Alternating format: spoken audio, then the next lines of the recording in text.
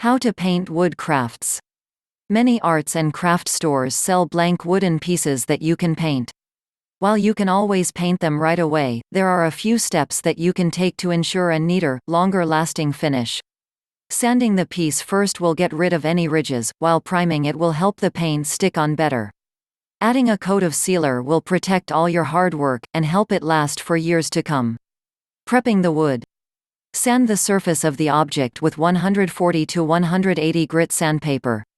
You can do this with a sanding sponge or with a piece of sandpaper. A sanding sponge will work the best on curved surfaces, however.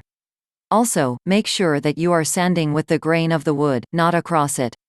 Some wooden pieces from craft stores come pre-sanded. If the surface area is completely smooth, skip this step. Wipe the dust away with a tack cloth. A tack cloth is a special, sticky cloth intended for this purpose. You may find it alongside the sandpaper in the craft store or in the hardware store. If you can't find a tack cloth anywhere, try a damp cloth instead. It would be a good idea to do this, even if you didn't sand your piece. Items bought from stores are sometimes dusty, which can prevent the primer and paint from sticking. Apply a coat of primer. You can use the brush-on kind or the spray-on kind. This will seal the wood surface, and help it take the paint better. It will also help the paint show up better, especially if you are using a light color. Prime the front and sides first, let them dry, then prime the back. Image titled Paint Wood Crafts Step 4. Allow the primer to dry before moving on. For an even smoother finish, you can sand the first coat of primer, wipe it clean, then apply more primer over it. Do this a few more times until no ridges remain. Painting and sealing the wood. Pour a dollop of acrylic paint onto a palette. Choose a color for the background, then pour out a small amount onto a palette. Acrylic paint dries quickly, so don't pour out your other colors just yet.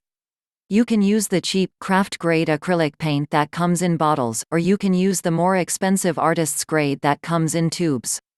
If you are using the artist's grade, dilute it with a few drops of water until it has the consistency of cream first.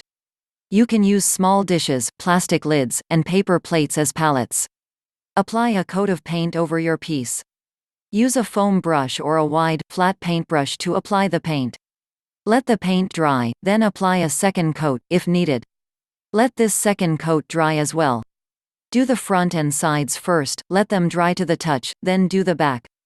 Look for brushes made from Taclon, katakana, or sable. Avoid camel hair brushes or stiff, bristle brushes. Don't overload the brush with paint. The paint should come no more than halfway up the bristles. Let the paint dry, then add a second coat, if needed. How long this takes depends on the brand that you are using. Most types of acrylic paint will dry in about 20 minutes, however. If the paint is too thin, add another coat of paint, and let it dry as well. Take this time to clean your brushes with water. Do not let the paint dry on the brushes. Add your designs and details. You can use stencils or trace designs onto the wooden piece. You can also freehand the designs as well. Apply the base color first, let it dry, then add the details. For example, if you wanted to paint a smiley face, you'd paint the yellow circle first, let it dry, then add the smile and eyes. Dip the brush in water often to keep the paint wet, even if you are using one color. If you are working with multiple colors, keep a cup of water nearby. Rinse the brush with water before switching to a new color. Let the paint dry completely. Refer to the label on your tube of paint for exact drying times. Just because something feels dry to the touch does not mean that it is ready to handle or take on sealer. Every brand will be different, but you can expect this to take about 24 hours. Apply 1 to 2 coats of sealer. Sealers come in many different finishes, including matte, glossy, and satin. Choose one that you like the best. Apply a thin coat of spray-on or brush-on sealer, then let it dry. Apply a second coat, if needed, and let that one dry too. If you are using the brush-on kind, apply it using a wide, foam brush. If you are using a spray-on varnish, be sure to work in a well-ventilated area. Trying other techniques. Skip the priming if you want to paint a design over bare wood. Instead, consider painting over the entire piece using a wood stain or a sealer. Wait for the stain or sealer to dry, then paint your designs onto the wood. Be sure to seal everything after the paint dries. Add designs using stencils. Buy or make a stencil, then place it over the wood. Paint over the stencil using decoupage glue. This will seal the wood and prevent the paint from leaking under the stencil. Let the decoupage dry, then paint over the stencil. Peel the stencil away while the paint is still damp. Seal the wood using a spray-on or brush-on sealer. You can make stencils using contact paper or self-adhesive vinyl. You can use this method over bare, unsealed wood. Use graphite paper to trace designs, then fill them in. Place a sheet of graphite paper over your piece of wood, graphite side down. Draw your design, then lift the paper away.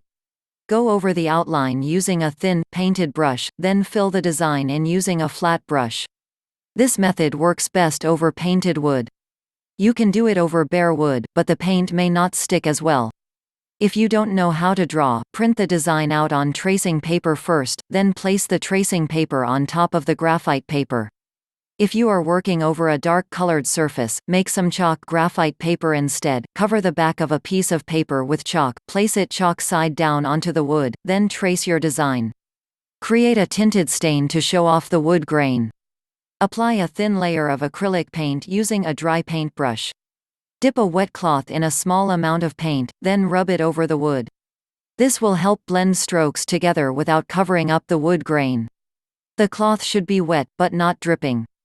Alternatively, you can paint over the entire piece using watered-down acrylics or watercolor paints. Make a DIY chalkboard. Paint the surface of the wood with 2 to 3 coats of chalkboard paint. Let the paint dry, then paint designs using normal paint onto it, if desired. Allow the chalkboard paint dry and cure completely. Cover the board with chalk, then wipe the chalk off. Keep the designs on the edges of the wooden piece so that you can use the surface as a chalkboard. You do not need to prime a DIY chalkboard, but sanding it would not be a bad idea. Tips: you can spray paint the wood first, then paint more intricate designs using acrylic paint. Remember to prime, paint, and seal the bottom of your piece as well. It is better to apply several thin coats of paint, primer, and sealer rather than 1 or 2 thick coats. You get what you pay for when it comes to brushes. For the smoothest finish, consider investing in a high-quality brush. Let the paint and sealer cure for 3 weeks before handling the piece. If you must handle the piece sooner, do so gently and with great care. Choose your paint colors carefully. Acrylic paint typically dries 1 to 2 shades darker. Use small, round, pointy brushes for precision and details, and wide, flat brushes for curves and backgrounds. You don't absolutely have to prime the wood, but it is highly recommended. You can skip this step for a simple, kids' craft project, however. Warnings: wear a dust mask over your face while sanding the wood for added protection.